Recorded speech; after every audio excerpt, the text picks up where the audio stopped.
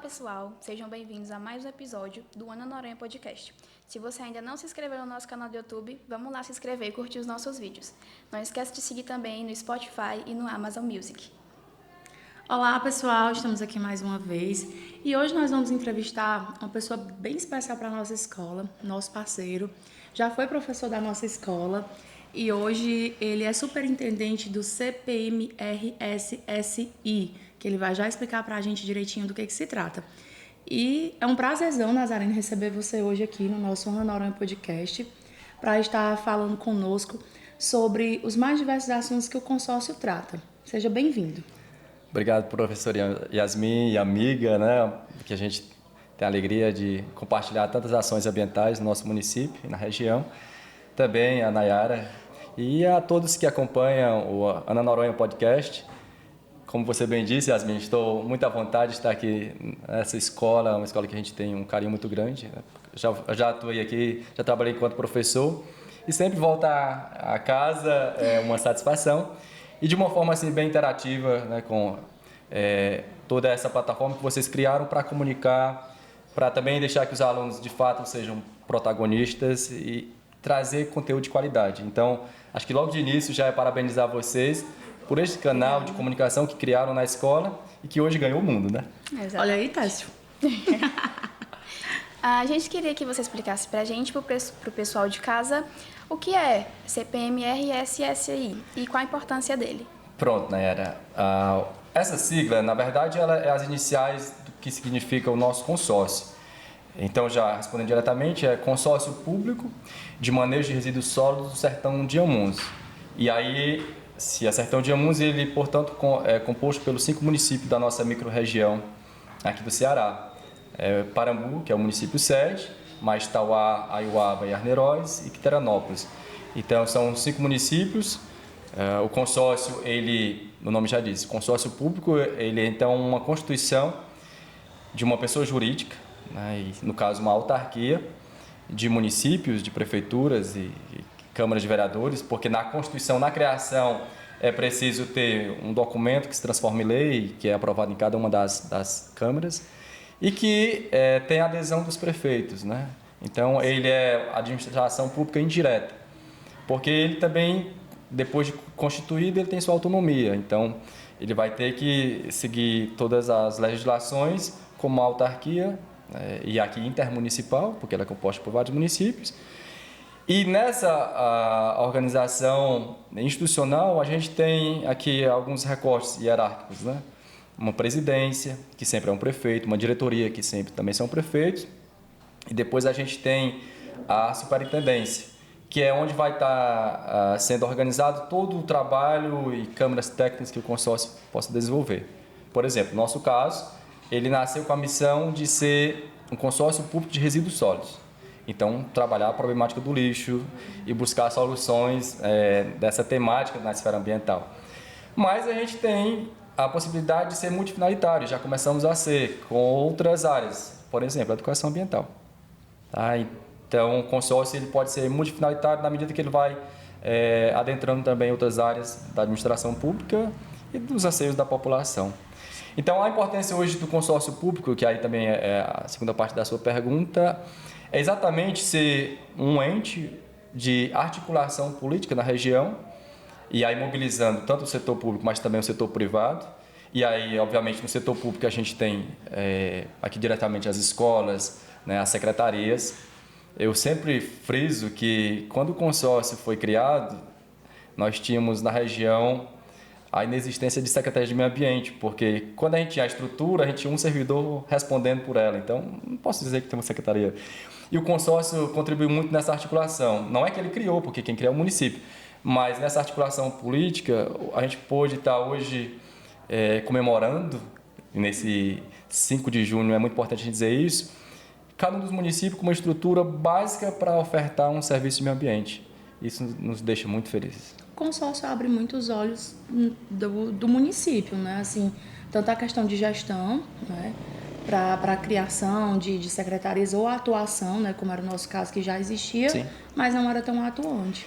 Exatamente, Yasmin. A gente tem a máxima de que quando alguém começa a fazer algo grandioso, os vizinhos começam a olhar assim, pô, eu também posso, né? E eu acho que o consórcio ele tem muito essa missão de poder se articular internamente e externamente e acaba deixando a sugestão para que as secretarias municipais também sonhem, deem voos mais altos. Acho que isso é a importância. Porque assim, a gente mora no interior do estado, bem distante da capital, né? Já somos aqui vizinhos do Piauí, então, aqui não precisa ser aquela questão tão formal, tão formal e no nível bem alto. E não é verdade, nós merecemos o melhor. O Sertão de Amuns merece, até porque nossa população, nossa gente é batalhadora, guerrida, e não é por menos que a gente vai fazer o máximo para que essa região seja a melhor do mundo. Para mim já. E apesar da nossa região é uma região muito rica, Sim, né? E não que tem merece uma atenção. E quando eu conversava, um certo momento, com conterrâneos nossos que moram em São Paulo, por exemplo, e eles assim, mas vocês já estão querendo fazer a gestão de resíduo, ter uma estrutura para fazer, ter essa preocupação com o lixo aqui, porque em Campinas a gente ainda tem aí alguns bairros que não fizeram, estão avançando para a coleta seletiva. Eu disse, por que não? Né? Nós cuidamos do meio ambiente, de uma qualidade de vida aqui, e essas ações passam também por uma gestão de resíduos. E aí ele ficava assim, meio que admirado e também maravilhado, porque via que a sua terra estava, a cada dia, surgindo mais pessoas que são defensores ambientais, que já assumem a responsabilidade. Porque eu acho que assim, uma cidade ou qualquer lugar que seja, não vai progredir muito quando todo mundo é omisso, é desleixado, não assume responsabilidade. Quando alguns começam a assumir responsabilidade, também obriga que os outros assumam. E isso é show, porque vai virando uma onda do bem. Sim. E eu creio muito que o consórcio é um desses elementos de fazer, como você disse, Coisa acontecer. a coisa acontecer, mas também o despertar para uma realidade que pode ser mais positiva, né? Exato. É verdade. E você tocou num ponto que é a questão da educação ambiental, né? Aqui na nossa escola, para quem não sabe, nós temos uma eletiva que é voltada para a educação ambiental e que temos aí o Nazareno, no consórcio, temos também Jânio, né, na Secretaria de Educação Ambiental, que são os nossos parceiros. E a partir da educação ambiental, a gente vai despertando essa consciência. É difícil, né? Porque você vem de toda uma cultura, de todo um contexto, de um hábito que vem lá dos seus avós, dos seus pais, e para você chegar num aluno e tentar modificar essa cultura é muito difícil. Mas a gente já vê alguns na cidade que são frutos do consórcio, né? Que são frutos das ações da secretaria, em parceria com o consórcio, em parceria com as escolas, e isso é muito bom. E já pegando assim essa deixa, a gente queria saber como foi que o consórcio surgiu na região dos Inhamuns, em especial na nossa cidade. Essa é uma história assim, bem interessante e ela passou por diversos desafios. Altos e baixos. Imagine, para criar uma estrutura assim, você precisa envolver muita gente, diversas instituições. Mas vamos lá. O Estado do Ceará, através da Secretaria de Meio Ambiente, tentando ver um problema que é crônico, que é a existência de lixões nas cidades. E se você não sabe o que é um lixão, eu faço o convite. Visite só para entender a realidade de uma cidade que ainda não consegue cumprir uma gestão de resíduos. Nazareno, eu sempre falo isso, aqui me aperreu, porque na eletiva eu sempre levo os meninos pro lixão, né? E o pessoal até me aperrei aqui de Mãe Lucinda, mas tudo bem. Mas assim, gostei dessa, Mãe gostou, Lucinda. né? Mãe Lucinda, não tá do lixão.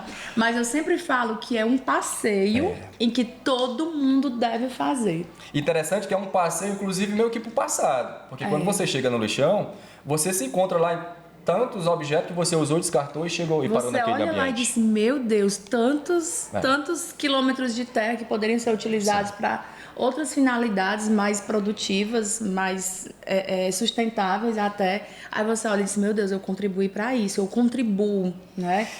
Diretamente. É um passeio. E o detalhe é que todo dia, né? Todo dia nós consumimos e descartamos alguma coisa que a gente não quer mais, seja uma embalagem ou o resto de um produto. Então, imagine, população de Parambu hoje, média aí 33 mil habitantes. A região dos Inhamuns, 135 mil habitantes. Você imagina que se todo dia, cada um de nós, desses 135 mil habitantes, descarta algo, a montanha que é, e que nem tudo vai para uma recuperação de resíduo, para uma associação de catadores, para um galpão de reciclagem, para voltar para a indústria. Grande parte desse aí, lixo mesmo, porque isso não vai ser reaproveitado, é lixo, é rejeito, vai para os lixões, para terrenos baldios. Mas aí então o Estado, Yasmin, tentando quebrar essa inércia, essa paralisia, percebeu na estrutura de consórcio uma solução. Diz, tá, eu não tenho recurso, nem pessoal para fazer isso, nem tecnologia, mas eu sei que se os municípios se consorciarem, se unirem para enfrentar o problema, vai ser mais fácil. E aí foi uma grande cartada. Porque, de fato, o poder da união e a estrutura, a estratégia do consorciamento, de longe é uma solução. E presenciamos isso quando visitamos a Suécia, né, que é um país de primeiro mundo. Quem não já ouviu falar da Conferência de Estocolmo, lá em 72 ainda, a Suécia já discutindo estratégias ambientais, então um país que faz, assim, cumpre à risca o que precisa ser feito para ter uma qualidade de vida, e eles têm consórcio. Então, veja, municípios ricos, um país de primeiro mundo, precisa ainda se unir. Eles podiam dizer assim, cada município podia fazer sozinho. Então, só para exemplificar, para quem nos escuta agora, nos acompanha, que o consórcio é de longe uma acertada decisão política também. Depois, começou-se aqui na região, umas oficinas, isso lá ainda em 2019, para que a população se engajasse e dissesse assim, o caminho é esse aí. Mas aí, em certo momento, nós temos o maior município que é Tauá, e quando se trata de uma agenda regional, Tauá sempre assume a liderança, porque é o maior município, né? E daí já tem uma estrutura assim, mais em destaque. Centro, né, dos Inhamuns. Exatamente, geograficamente ainda tem esse privilégio. E em um determinado momento, o gestor municipal, o prefeito daquele momento, disse, não tenho interesse. E Tauá parando a coordenação, o consórcio também não ia surgir, não ia vingar se alguém não puxasse esse fio aí da criação. Nessa época, eu estava presidente do CONDEMA de Parambu, né? O Conselho Municipal de Defesa do Meio Ambiente. E um amigo de Tauá, ligado à administração, ligou numa tarde e disse assim, Nazareno, ou você puxa essa coordenação, ou os Inhamuns vai ficar sem consórcio. E a gente já vislumbrava que se ficasse sem, os prejuízos que seriam, porque as outras regiões iam avançar e os Inhamuns não. E eu digo, mas como é que eu vou? Eu sou presidente do CONDEMA apenas, do Conselho Municipal. Mas você conversa com gestores. Eu sei que aí o coração, eu fiquei uns 3 dias assim pensando, o coração bateu mais forte. Seu coração já tinha a resposta, né? Vamos encarar esse desafio. E aí foi um desafio grande, porque eu precisava me reunir com todos os prefeitos da região para que eles assinassem o protocolo de intenções. E o que é isso? É já a minuta da lei, criando consórcio, e eles dizendo assim, o meu município vai entrar no consórcio. Para que depois a gente fosse para as câmaras municipais e ter a aprovação dos vereadores. Então, veja o caminho que era. E aí, como é que eu vou chegar nesse prefeito? Eu não tinha uma influência política, nem tampouco um contato que... é parente, alguma coisa que consegue te receber.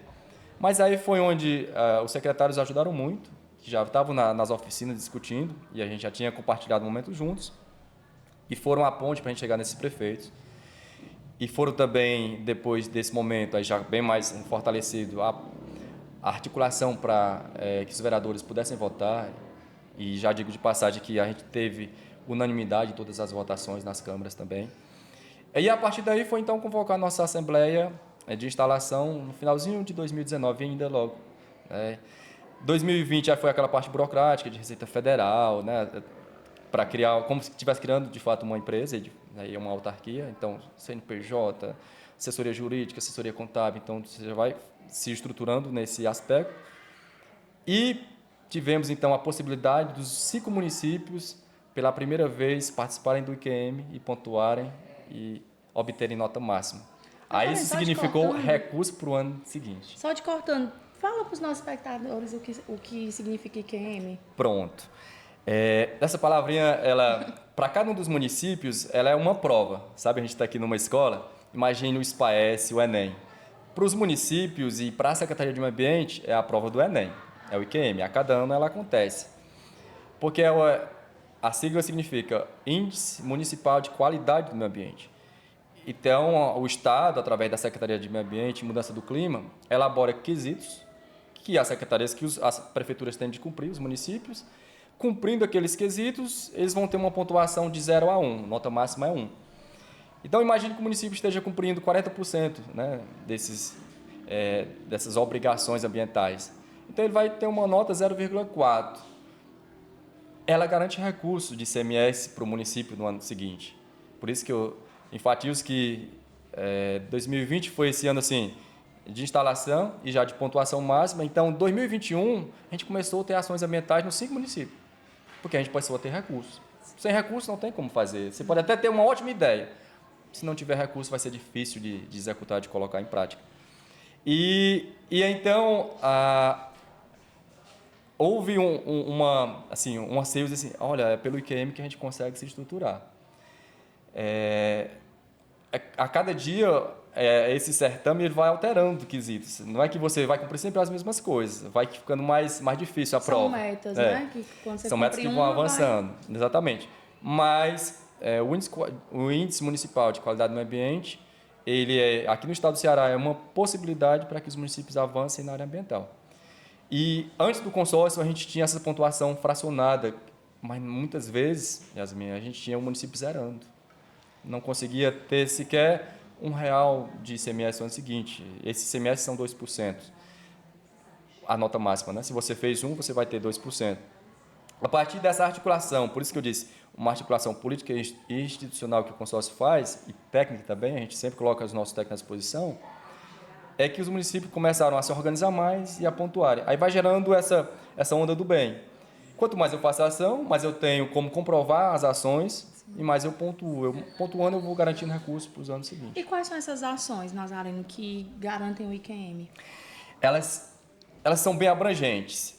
O Estado ele fez um recorte no início do consorciamento no Ceará. O Estado disse assim, os municípios que se consorciarem, a gente vai observar primeiro a gestão de resíduo, porque é o que está mais alarmante, né? Até a doença mais tinha crônica. Uma data, né? Tinha Sim. Um ano estipulado. E fez um recorte de 5 anos. Nesses 5 anos, os consórcios precisarão se estruturar, então eu vou olhar para isso diferente, vou olhar mais para a parte de gestão de resíduos, construções de centrais e educação ambiental. Mas não deixou de olhar para os outros parâmetros também. Então, respondendo a sua pergunta, a gente tem lá, por exemplo, leis. O município já conseguiu ter leis específicas na área ambiental, do tipo uma lei municipal de educação ambiental, uma lei municipal que ajuda os proprietários a criarem reservas, né, tipo RPPN, né, reserva particular de preservação natural. Então, na área da saúde, do mesmo jeito, o município que aí consegue ter alguns índices já no setor mesmo da saúde. É tanto que o IQM, ele é intersetorial. A secretaria precisa conversar e apresentar resultados. Na área da educação, nós temos lá uma das metas. Um percentual de professores precisam passar por formação em educação ambiental, tipo, pelo menos 40 horas, né, de formação.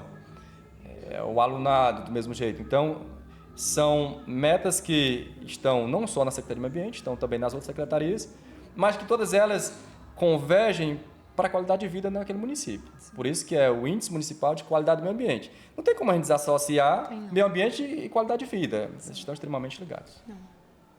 Até porque, através da educação, né, que a gente vai conseguir também essa parte da educação ambiental, através da saúde, que a gente vai ver se a qualidade de vida ofertada no ambiente ela está adequada, né? Tudo é uma parceria. Exatamente. E me fez lembrar, uma vez eu peguei um Uber lá em Fortaleza e aí o cara traçando as prioridades. Qual era mais importante, se era a educação e a saúde? Aí eu virei para eles, para mim a saúde. Aí ele, não pode, discordou assim. Deixa eu justificar um pouco. Eu entendo que quem está doente, a urgência é a saúde. A educação não vai valer muito ali naquele momento. Porque aí já tem que remediar, não é prevenir.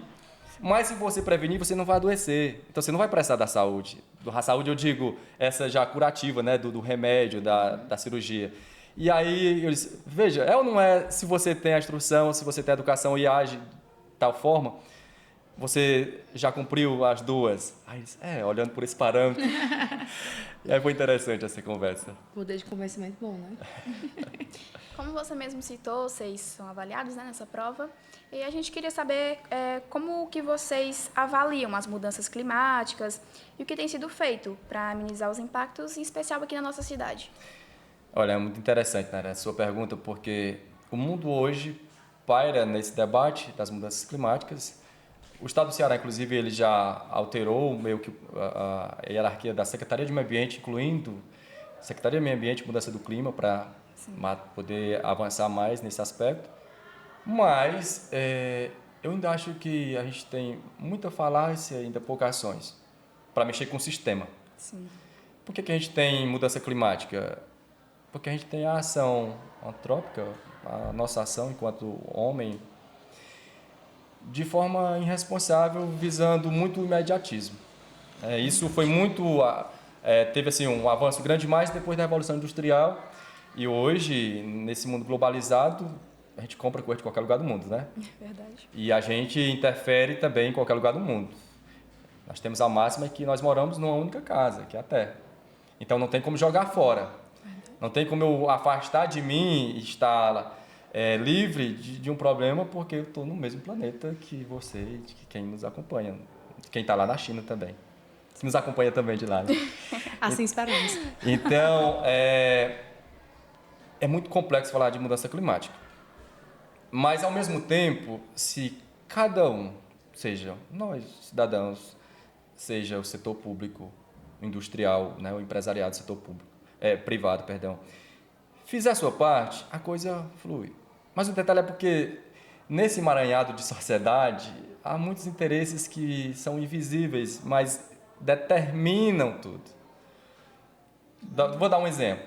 A gente fala em energia renovável. A energia renovável, ela dá assim, uma grande contribuição para a questão climática, né? Para esse controle. Mas os grandes petroleiros, que dominam meio que parte do mundo, ficam contentes com isso? Não, pelo contrário. Eles utilizam toda a força que já têm, inclusive para convencer nós que consumimos, que de repente é melhor, do jeito que está, ter um carro movido a diesel, a gasolina, do que ter um carro elétrico. E nos convencem muitas vezes. E vem a questão do convencimento, e acredito eu que dizem que se tiver a substituição, não vai ter mais empregos, vai ter várias pessoas empregadas. São diversos esses argumentos. E né? jogam isso fortemente na mídia e a gente compra essa mídia assim, é verdade. Se convence facilmente. Se convence. A raposa dizendo para a galinha, olha, você tem que morar comigo, que é o melhor lugar do mundo. E a galinha diz, pois tá bom, eu vou morar contigo. Partiu, arruma a mala. É basicamente isso. Então, é muito complexo, mas assim, não quero aqui que jamais alguém que já vestiu essa camisa ambiental, então não tem o que fazer, vai piorar até que uma hora a Terra exploda. Não. Eu acho que se cada um de nós fizermos a nossa parte, a nossa casa, a nossa vila, o nosso bairro já vai mudando. Se já vai mudando, a gente já vai colhendo frutos bons hoje, enquanto a gente está aqui na nossa passagem terrena, né? É um trabalho de formiguinha, né? Mas aquela historinha lá, eu falei no início, de que alguém pintou a casa e aí o vizinho viu, também vou pintar porque a minha tá feia, a dele tá bonita.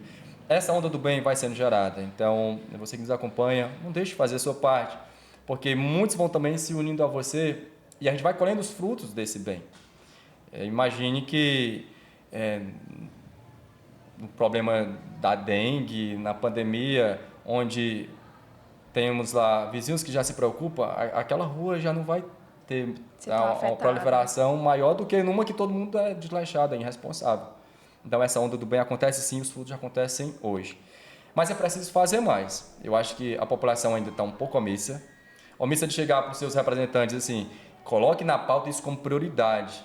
Sim. Ou vamos esperar que essas mudanças, alterações atinjam aqui, por exemplo, os Inhamuns, como aconteceu agora no Rio Grande do Sul. Mas ali é uma questão natural. Quem estuda um pouquinho mais sabe que não é. E são N os fatores que ajudam a ter um desastre. Sim. Quais a cidade que tem um planejamento urbano? Que não deixa construir em terrenos, em áreas que são, né, que possivelmente vão estar alagadas aí numa enchente. Né? Então, essa preocupação está no plano diretor do município, fazendo esse recorte. Ah, mas são os terrenos mais baratos, então a população de baixa renda precisa... É onde vai achar um lugarzinho. Infelizmente, a população pobre sempre é a mais atingida pela mudança climática. Então, os grandes estudiosos, inclusive recentemente o Papa Francisco falava exatamente disso. Não tem como discutir a mudança climática sem também discutir a questão social, de inclusão social. E se a gente disser assim, mas não tem tecnologia, não tem recurso, é só o que tem nesse planeta. O detalhe é porque nós temos também no planeta uma concentração. Eu não sei se você tem esse pensamento, Nazareno, mas às vezes eu acho que as pessoas elas se tornam omissas por acharem que é uma realidade muito distante do nosso país e mais distante ainda da nossa cidade. Eu acho que é igual na época da Covid, que todo mundo achava, tá longe. Não vai chegar aqui. Não vai chegar. E foi uma coisa assim muito rápida que quando a gente viu, já viu todo mundo trancado. Sim. Então, eu acho que as pessoas acham que as mudanças climáticas, ela está lá no Polo Norte, está lá na Antártida, que as geleiras estão derretendo lá, não aqui. Mas mal sabe que tudo que se passa lá reflete aqui, né? Como você citou, né? A catástrofe ambiental do Rio Grande do Sul, ela vai ter um reflexo aqui. Seja um reflexo econômico, seja um reflexo educacional, até porque a gente vai receber os nossos conterrâneos de lá, então nós temos que ter essa estrutura, eles vão ter que ter casa, a gente vai ter que ter um local adequado para construir, para receber, e tudo que se passa tudo está lá interligado, né? Tá. Veja, tudo interligado. Foi tão distante, a gente está aqui, né, mais de 3 mil quilômetros de lá, mas já tem um impacto direto aqui. E aí isso modifica. Aqui também você não é mais o mesmo. Como você bem citou, aqui já tem centenas de pessoas que já voltaram, né, para a nossa cidade, que são conterrâneos. Alguns já tinham casado por lá, então já traz também uma outra cultura. E aí impacta diretamente, só para dar um dos exemplos. Mas eu acho que assim, vamos então vislumbrar essas ações pequenas que deveriam ganhar a mídia, que não ganham. Porque assim, eu fico muito triste porque a nossa mídia, ela ainda mostra muito coisas ruins porque tem público, né? Tendenciosa, tem audiência. É triste você ligar uma TV ou você pegar uma matéria no Insta e que só tem coisa ruim, um blog. E a gente tem ações que poderiam ganhar essa mídia e ajudar a formar opinião. Vou aqui dar um exemplo que aconteceu em Parambu, isso nas últimas décadas. A gente tinha uma região da serra que explorava muito a vegetação, né? Suprimindo, desmatando para plantar, e a produção de feijão era muito grande, de mandioca para farinha. E a turma usava isso, inclusive máquinas, né? Para arar a terra, então você dá um impacto direto. E aí surgiu em Parambu um programa de apicultura, de criar abelhas para produzir mel, né? Parambu já é uma referência no estado do Ceará. E estas pessoas, movidas pela economia, pararam de cultivar tanto e passaram a reflorestar para ter mais florada e produzir mel. Olha que maravilha. Sim. Então a gente deixou de desmatar, de derrubar árvores, passou a plantar para ter florada e produzir algo simplesmente como mel, né? Inclusive é bíblico, né? Uma terra que corre leite e mel é uma terra que tem pessoas nutridas, saudáveis e aí tem uma qualidade de vida. Então, às vezes é preciso ter essas estratégias apoiadas pelo poder público e assimiladas pela população para que a gente rompa um ciclo de degradação ambiental e passe a ter um de conservação, de preservação. Porque eu também acho, Yasmin, que ninguém vai fazer algo se não for estimulado, se não tiver acreditando que aquilo vai ser bom. Acho que ninguém faz isso, nem né? seja pelo boleto, né? Porque quando começar a mexer no bolso, Sim. eu acho que... E eu acho que é preciso. Tem muita gente, infelizmente, não sei se é duro dizer isso ou é bom escancarar, tem muita gente que só se educa pelo peso... Pelo financeiro. Pelo financeiro. É verdade. Quando é multado, né? Começa a respeitar a lei de trânsito. Quando é multado porque cometeu um crime ambiental. Pesa no bolso, pesa na consciência. Exatamente. E tem alguns que é assim, eu acho que é preciso. Aí, ao mesmo passo, fica um convite aos nossos gestores municipais para dizer assim, e também vamos bonificar quem já está fazendo tudo direitinho? Sim. Para que ele se sinta valorizado a fazer de novo. Se torne um exemplo também, né? Então, eu acho que a gente pode fazer as duas estratégias. A de punir quem está querendo continuar sendo infrator, mas também bonificar quem já está fazendo tudo direitinho e ainda está estimulando que outros façam, né? Essa questão financeira, tem até a questão da taxa de lixo, né? Que a gente viu em Fortaleza e tal. Grande debate. Um debate, assim, um fight, na verdade, foi um debate. Mas, assim, quando a gente escuta, a gente pensa, eita, já vão roubar mais, né? Na verdade, até talvez seja, não sei, mas se fosse realmente aplicado da maneira que é para ser a taxa de lixo, o dinheiro recolhido, se fosse utilizado com a finalidade ambiental, seria uma boa estratégia, né? Mas tudo diverge, né? Esse tema é muito interessante e o consórcio tem tido a coragem de discutir como se deve, porque não dá para a gente isentar nenhum público das responsabilidades. Já que o consórcio é de resíduos e a gente fala de educação ambiental constantemente, tenta elevar o nível de conscientização da nossa população e dos nossos gestores, viu? Eu faço isso também com os nossos prefeitos. Sempre que a gente se reúne, a gente dá uma puxadazinha, vamos fazer isso aqui ser cada dia melhor. E a taxa de resíduos, a taxa de lixo, hoje, inclusive, os 5 municípios já têm ela aprovado, né, em lei. Então, os municípios que nós não conseguiram foi efetivar ainda, eu creio que no curto prazo isso aconteça. Mas isso é também para um grande bem. Eu vou ilustrar isso com a taxa de iluminação pública, que também foi um debate muito grande nos municípios que implantaram, e que dizia assim, mas como é que pode? Eu vou pagar agora por uma lâmpada.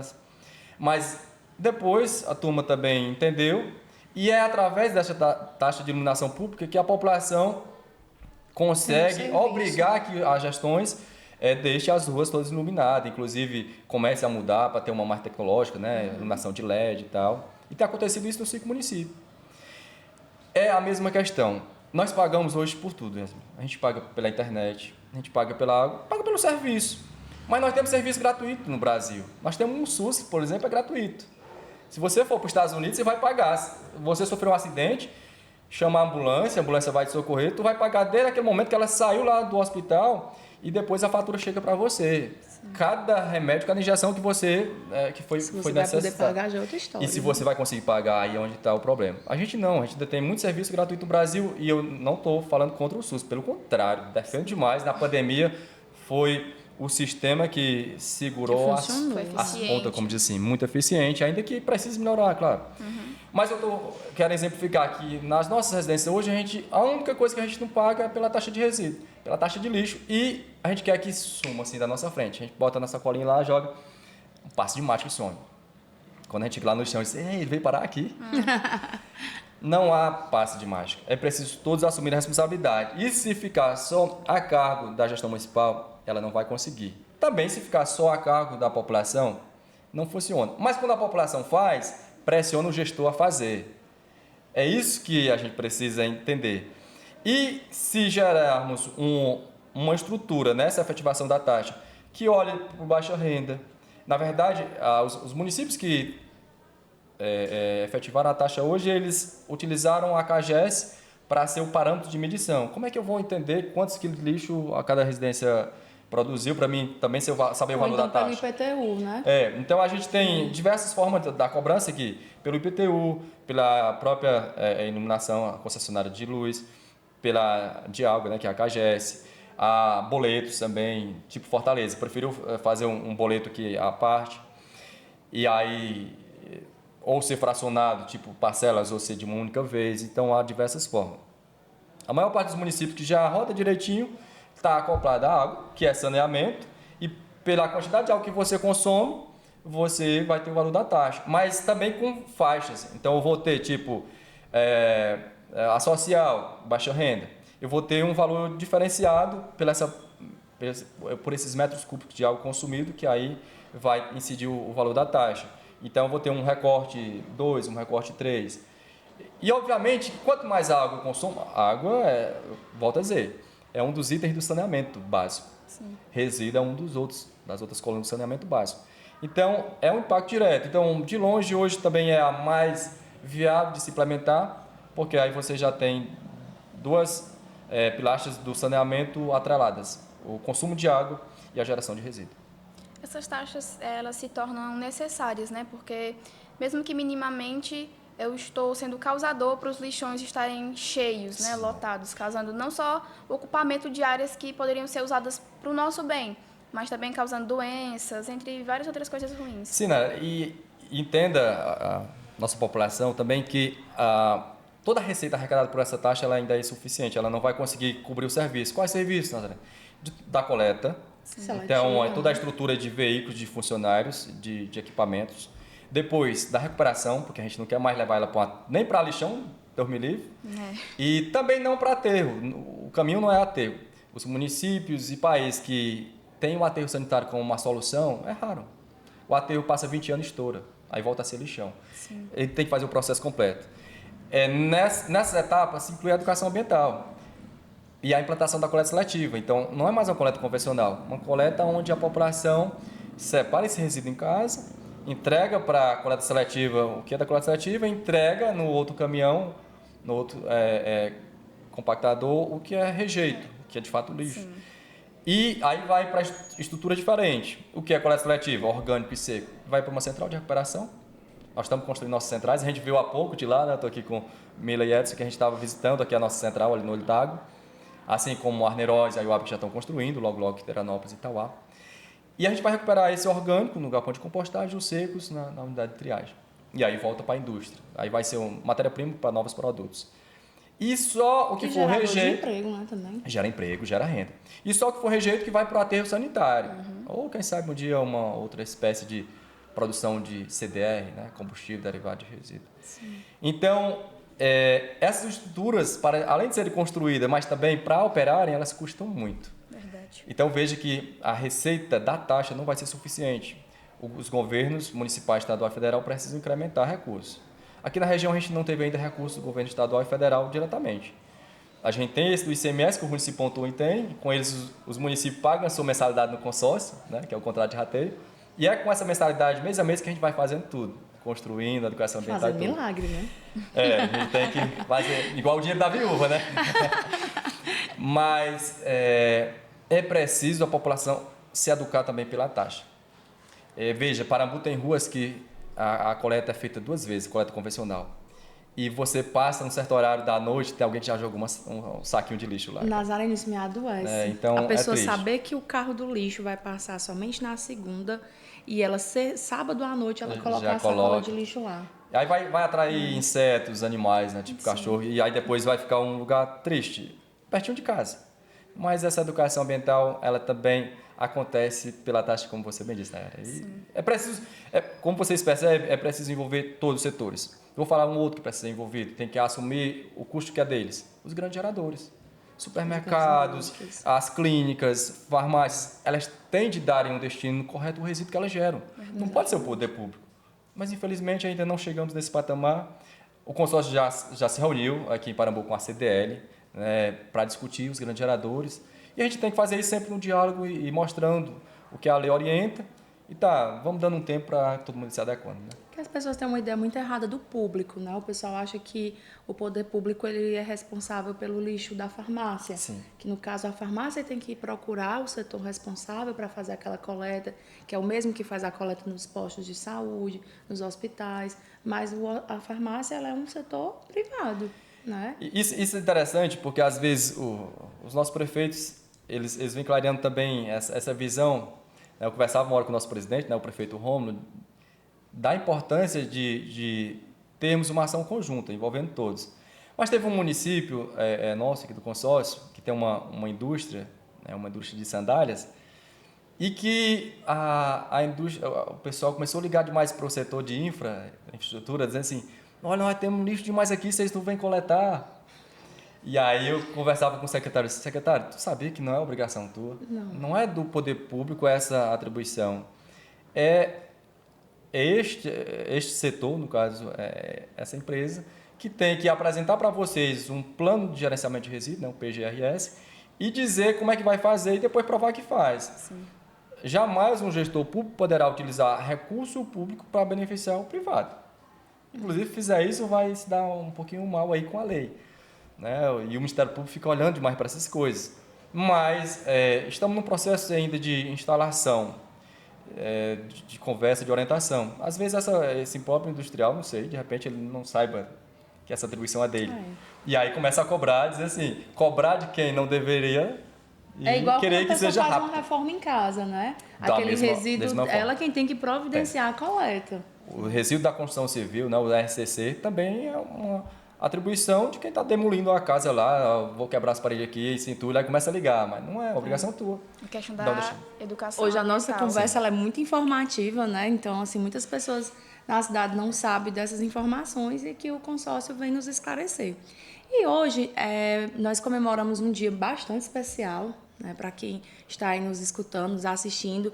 Hoje nós celebramos o Dia do Meio Ambiente e é uma data muito importante para nós biólogos, nós ambientalistas, porque a gente, mesmo ali pouquinho no trabalho de formiguinha, a gente vai tentando moldar o pensamento e as ações das pessoas, né? E é algo que não deve ser celebrado, não deve ser apenas cuidado no dia 5 de junho. São ações que devem ser feitas no nosso cotidiano, são ações que a gente deve orientar as outras pessoas, né? Então, você vai educando também pelo exemplo. E lembrando um pouco dessa data, Nazarena, a gente queria saber o que é que o consórcio já conquistou até aqui, quais foram os maiores desafios. Essa data para mim é assim como fosse o aniversário, sabe? Eu acordei hoje. Parabéns, Nazarena, então. Eu acordei hoje já assim, todo me arrumando para vir animado. trabalhar, esse aniversário Hoje nosso é especial. também. Mas assim, eu estou aqui na presença do Técio, né? Professor Técio, que a gente foi colega, fizemos o curso de História. E, enquanto historiador, sempre muito apaixonado, mas acho que o Técio lembra, sempre a gente falava já do meio ambiente. Me lembro que quando eu fui trabalhar trabalhava na Ana Noronha, a diretora Edgleuma, assim, começou o Tiago, depois a Edgleuma só reforçou. Olha, você vai ter que assumir a disciplina de geografia, porque você já fala tanto de meio ambiente, deixa a história aqui para outros. Sacrifício, hein? E aí vamos lá, com muita alegria. É um dia muito importante, assim, para a gente refletir, como você bem disse. Não é que a gente vai viver de data comemorativa, assim como a gente não vive só o dia do aniversário, a gente vive todo dia e precisa ser feliz, sorrir, estar bem todo dia. Um marco reflexivo. Mas né? exatamente, esse dia, né, o Dia Mundial do Meio Ambiente e da Ecologia, a gente é convidado assim, o que é que eu estou fazendo para o bem do meu planeta, da minha casa? Eu estou sendo aquele infrator, aquele que só suja, igual aquele irmão que deixa o quarto todo bagunçado, que onde sai sujando. Tipo, a alusão aqui uns animais em um porco que suja água e depois vai beber. Estou sendo esse tipo de ser humano? Ou eu já estou me preocupando? Já estou alimentando que viver de um outro jeito é possível, ainda que seja nesse mundo globalizado que tudo está muito misturado, sem tantas raízes, né? A gente pode ter essa raiz do saber bem viver com responsabilidade e preservando para que as futuras gerações tenham o que a gente tem hoje. Porque isso também é preocupante. Se a cada dia a degradação ambiental for aumentando, a gente, quando tiver na terceira idade, vai ter sérios problemas e as gerações futuras aí vai ser muito viável, inclusive, de permanecer aqui, né?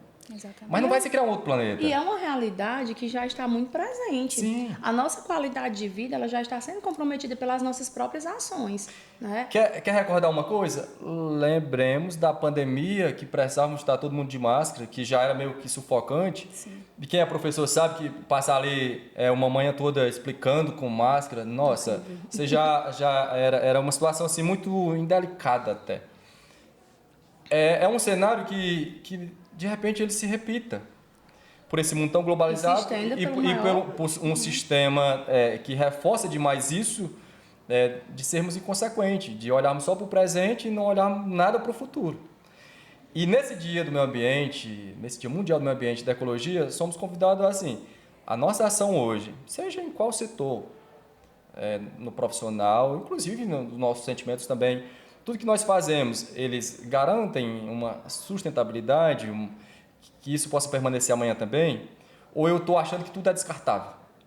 Que eu posso descartar e sempre poder consumir novo e descarta e não vou ter uma consequência disso.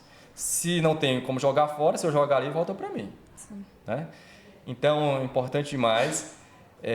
Muito feliz estar com vocês aqui no podcast, na Ana Noronha Podcast, para a gente poder trazer essas informações, conversar, na verdade, uma conversa que é muito formativa.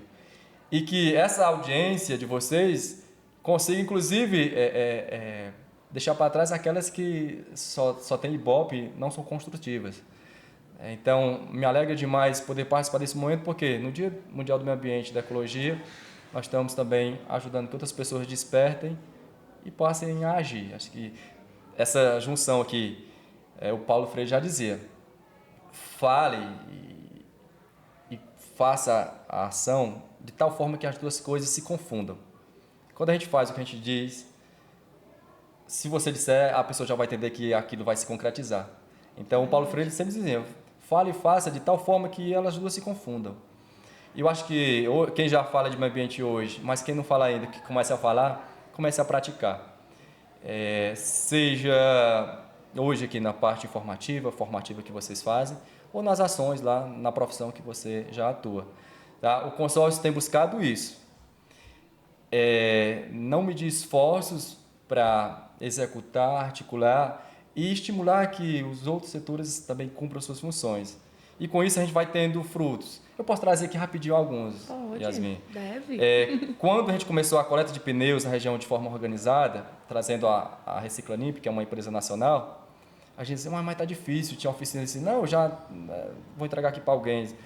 Tá, mas se alguém reciclar já é bom. Os outros não, traz para cá que a gente... E aí começamos a fazer uma coleta. E hoje a gente comemora o número de uma média de 110 mil quilos, né? Ou seja, 110 toneladas de pneu que já foram reciclados. Na verdade, foram tirados daqui e voltaram para a indústria. E foram ser um novo produto, seja na cimenteira, na indústria de cimento, ou seja como substrato para o asfalto. Isso nos deixa feliz demais. Isso é louvável. Porque o pneu, ele passa mais de 500 anos para se decompor. Então, a gente morre, os filhos, o neto morre, todo mundo morre e o pneu continua lá vivinho. Então, o número que a gente já começa a comemorar nesse pouco tempo de consórcio. Na educação ambiental, a gente vai olhar assim, para a realização de palestras, de oficinas, de cursos, só a gente mesmo ou com parceiros, como foi o caso da SEMA, né? A nossa professora Yasmin esteve junto. A gente diz assim, como vai aumentando o número de educadores ambientais na região. Isso no 5 municípios. Então a gente se alegra demais. Depois trouxemos um parceiro recente, que é o IBS, Instituto Brasil Solidário, e aí ele pôde capacitar mais professores. Aqui de Parambu a gente passou de 100 professores capacitados, a Iuaba do mesmo jeito está agora capacitando.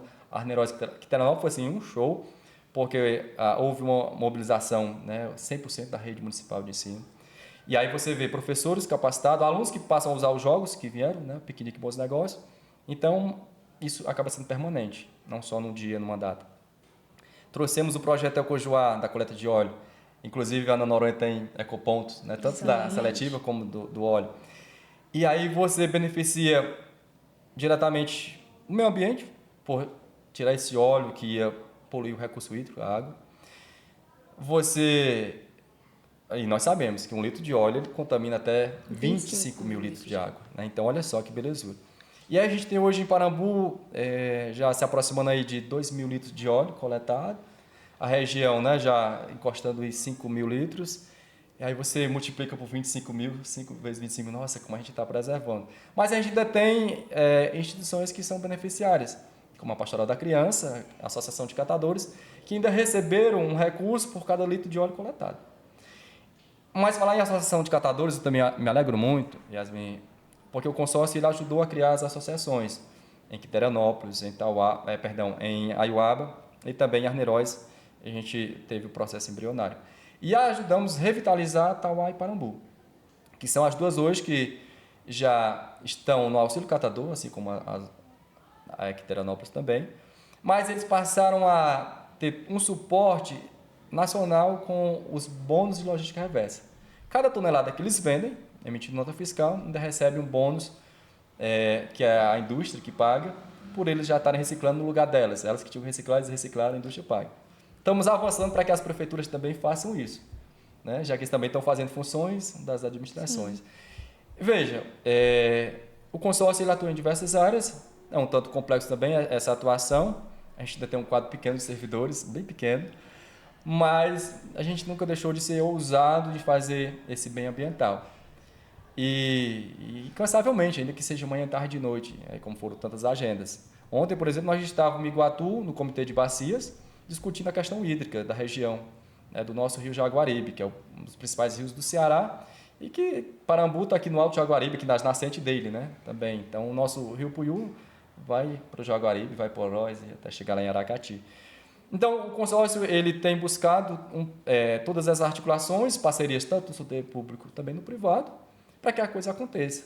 Mesmo que a gente não tenha recurso, nem um grande quadro de servidores, Ousado. vamos fazendo. E assim, pegando essa fala do Nazareno, gostaria de informar os nossos ouvintes que a nossa escola, a Escola Ana Noronha, ela é um ecoponto. Nós somos um ecoponto de óleo, se na sua casa, Show né? de bola. Vocês têm aí, você utiliza óleo. Escola que diz e faz. Exatamente. E você não sabe como descartar para não jogar no seu ralo, para não jogar a céu aberto. Você pode colocar numa garrafa PET, num vidro, ou pedir aqui na nossa escola uma garrafa e trazer, que aqui a gente dá a destinação adequada. Também somos um ecoponto de resíduos, né? Aqui na frente da nossa escola nós temos um PEV, que ele recebe resíduos plásticos, alumínio, metal, papel, papelão, e ele é destinado à Associação de Catadores no Gavião, que é a Gavi Recicla, que, para quem também não sabe, Parambu tem uma associação de catadores, onde todos esses resíduos coletados, eles passam por uma triagem de separação e depois eles são levados ao seu destino final para que possa haver uma reciclagem, um reaproveitamento e não possam ser destinados de forma inadequada para o lixão, né? E tudo isso nós conseguimos graças aqui à parceria com o nosso consórcio e com a Secretaria de Meio Ambiente em nome do Jânio, e que a gente vem realizando essas ações, a gente vem tentando, a gente vem fazendo nossa parte e vem naquela esperança de que um dia isso será algo isolado e será algo natural, corriqueiro, né? Interessante, às vezes, você falar na Gavi Recicla, que foi um projeto assim, que a gente sonhou lá no passado. Começamos esse sonho em 2012, né, da Gavi Recicla. E a gente também teve pessoas que diziam assim, mas nem Parambu tem um local de reciclagem, vocês estão pensando na vila. Mas na vila não já está tendo um lixãozinho ali, por trás ali da rua principal, no sentido por cercado, então tinha já um lixão no Gavião. E quando a associação conseguiu prensar e comercializar o primeiro caminhão de recicláveis, você imagina a alegria. A gente subiu no caminhão e fez foto lá de cima aqui comemorando. Tá? Eu imagino. Então, assim, as primeiras toneladas que deixaram de poluir ainda geraram foi renda, sabe? E incluiu catadores. Eu acho que a gente tem que comemorar assim, cada pequena ação e com ela a gente também vai tendo esse poder de multiplicação. Mas nós tínhamos uma dificuldade nas escolas que faziam um projeto, assim como vocês aqui na Noronha sempre fizeram, e separavam os resíduos e assim, e agora o que nós vamos fazer? Vai juntar tudo, jogar no caminhão para ir para o lixão também? Aí os alunos, assim não tem graça. E não tinha mesmo. E hoje, com essas articulações, consórcio, Secretaria de Meio Ambiente e escola, e a Associação de Catadores, isso não é mais um problema. Porque tudo que você separar de recicláveis, todas as embalagens, inclusive você pode ligar para a associação, né, pode fazer essa ponte aqui com a gente também, com a Secretaria. A Secretaria está cada dia se organizando mais, né, na pessoa do Jânio, para atender essas demandas e efetivar a coleta seletiva em Parambu. O consórcio está numa parceria com a Escola Nacional da Administração Pública, a ENAP, exatamente para isso, para a gente assim, como é que a gente pode implantar a coleta seletiva porta a porta. Do jeito que a gente faz a convencional hoje, a gente vai ter a seletiva. Então, estamos hoje já com um grupo de trabalho formado, a gente traz essa informação para a nossa população, já estudando a melhor estratégia e depois vai passar para os prefeitos e vereadores assim, tá aqui, o jeito é esse, então vamos implantar. Enquanto isso, esse mundo do bem vai acontecendo. E a associação do Gavião, a Gavi Recicla, recebe todo esse material, prensa, separa, prensa e volta ele para a indústria. Seu José, nosso parceiro. Sempre o Zé Naninha lá, o Diego, são... Muito gente boa, sempre recebe a gente de maneira calorosa. E eu tinha esse pensamento. Eu lá em casa, ligada, né, à biologia, eu sempre separei. Só que eu separava e botava lá fora. E teve um dia que eu disse, meu Deus, eu separo. Tristeza, pra ir né? tudo pro mesmo lugar. Foi quando, a partir do nosso projeto, conheci. Hoje, sempre junto lá em casa, trago aqui. Da última vez, a gente foi visitar lá a associação, a gente levou várias coisas. E é isso que a gente quer, que a nossa população, que os nossos alunos, que os pais dos nossos alunos possam fazer para contribuir. Interessante, quando a gente tem uma população que já está instruída e assume a responsabilidade, essa população pega esse resíduo e leva lá onde tem um ponto. Sim. Eu tive uma senhora que você conhece muito, que ela está lá nas sementes da Caatinga. Sim. Que ela pegou o resíduo dela separado e levou lá para Tauá, para a associação de lá. Então, veja, né, uma quilometragem grande. Hoje aqui o Gavião está pertinho, então se você mora ali no entorno, não custa nada segregar esse resíduo em casa, botar na sacolinha ali, o que é seco, embalagem, né, botar na garupa da moto, na bicicleta, vai no carro e já tem um ponto que sabe que ali só vai gerar benefícios. Né? E se você acha longe, vem aqui na Ana Noronha que nós temos um ecoponto. Ecopontos. Muito bom. Bom, então é isso, né? A gente queria agradecer muito a você que está assistindo, que esse episódio se torne um exemplo para vocês, né? Para vocês começarem a vir aqui deixar, né, os sólidos, e agradecer a sua presença, a tudo que você ensinou para o público e para a gente. Olha, eu quero agradecer, uma manhã riquíssima com todos vocês. Então, começar aqui por você, Nayara, nossa professora Yasmin, que a gente sempre tem um carinho muito grande pela parceria. Só para vocês terem ideia, na nossa segunda conferência regional, que aconteceu em dezembro último, a gente estava com a Ana Noronha fazendo uma apresentação, né, a professora Yasmin coordenando, e numa conferência que também gerou tantos ganhos, né, e documentos que hoje já são executados. Então, agradecer também ao Tércio, ao Samir, que estão ali na técnica, toda a equipe do consórcio, aqui com o Edson e a Mila, e dizer, assim, nesse dia tão importante, né, Dia Mundial do Meio Ambiente e da Ecologia, que entendamos que vivemos nessa casa comum, que somos irmãos, e que o Criador também nos deixou a missão de zelarmos pela criação, para que a gente consiga ter um equilíbrio em tudo, né, e ter esse bem viver. Se fizermos a nossa parte, a gente até tem mais direito de exigir que o outro também cumpra, né, suas obrigações. E passa tudo isso pela educação ambiental. Então, ver uma escola aqui de ensino médio sendo essa propagadora, né, de boas práticas, de formação de educação ambiental, enquanto consórcio, mas enquanto ambientalista mesmo, fico muito feliz porque a certeza de que onde eu estou morando, cada dia vai ter coisas melhores. Sim. Que vai preciso se mudar, e se mudar para onde, né? Porque de repente você pode ir para um lugar que vai ser muito mais complicado. Então vamos construir aqui no nosso território uma melhor forma de viver, com ações responsáveis e sempre associando meio ambiente com qualidade de vida, tá bom? Então, um grande abraço, muitos parabéns para todos. Eu fico emocionada porque sou suspeita a falar, porque é um tema que eu sou apaixonada e eu sou muito grata por essa parceria, Nazarene, demais mesmo, certo? E que de tantas viagens que você já fez para a Suécia, para Curitiba, Brasília, sempre possam trazer boas ideias para a gente disseminar na nossa população.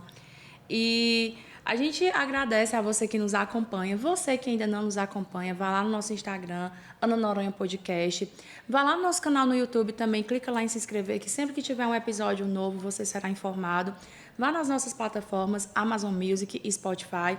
Pesquisa lá no Ana Noronha Podcast, só pedir para seguir ou ativar o sininho para sempre que tiver um episódio novo, você nos acompanhar aí na íntegra. E esse episódio e tantos outros que já estão disponíveis, você pode estar acessando e nos ouvindo, se informando, se descontraindo através dos episódios produzidos pela Ana Noronha Podcast. Um grande abraço e até outro episódio. Tchau, tchau. Grande abraço.